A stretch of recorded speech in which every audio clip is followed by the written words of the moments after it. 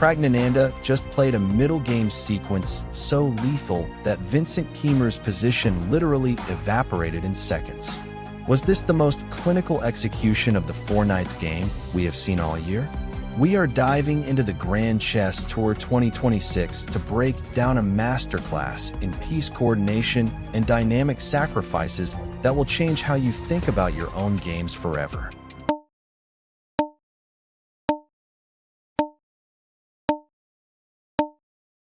The Four Knights game, a solid, reliable, and fundamentally sound opening choice. By playing Bishop b5, White exerts immediate pressure on the knight at c6. It is a subtle squeeze, forcing Black to make a decision about the central tension.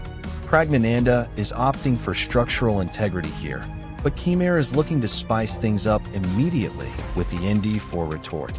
This is exactly what Kiemer wanted. Knight d4. It challenges the bishop on b5 immediately. If White doesn't handle this correctly, Black liquidates the center and achieves a very comfortable equality. It is a provocative move, testing White's understanding of the minor piece imbalances. Pragg doesn't blink. He understands exactly what he needs to keep. Bishop e2 is the standard response to avoid the complications that arise after knight takes f3. Pragg retreats the bishop to keep the central structure intact. It looks passive, but it is actually the most principled way to maintain a slight pull. He is banking on the long-term utility of the bishop pair, even if he has to concede some time to rearrange his pieces.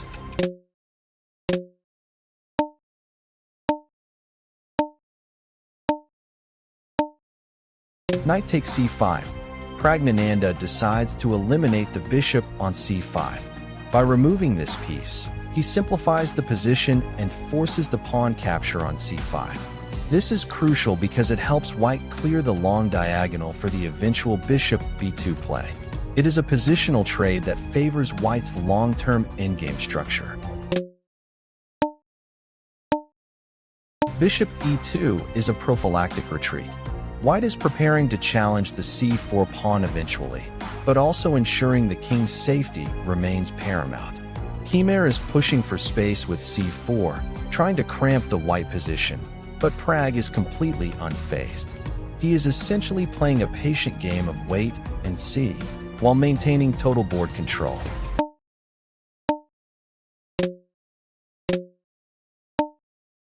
Bishop a3. This is a typical, elite-level move. It puts pressure on the c5 pawn and prepares to block the diagonal. Pragg is restricting Black's activity significantly. Kiemer wants to create counterplay with his central pawns, but by placing the bishop on a3, Pragg ensures that Black cannot easily expand or create tactical threats against the d3 pawn. The engine is absolutely screaming at this move. f4 is a classic aggression. Pragg decides it is time to open the center.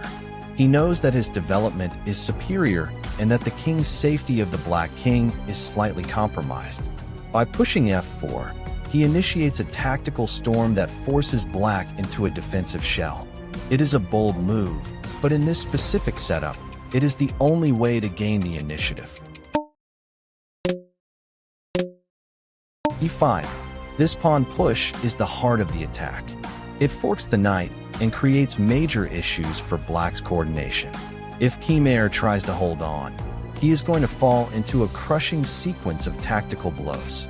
Pragg is forcing the hand of his opponent, and you can practically feel the pressure radiating off the board.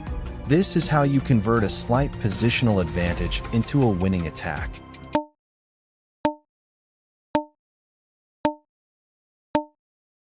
Rook takes f4. The pawn is gone, and the attack is heating up. Now, every single White piece is pointing toward the Black king. Queen, rook, and bishop are all harmonized. If you are playing as Black here, your only hope is a miracle. Pragg is playing with surgical precision, showing exactly why he is one of the top players in the world right now.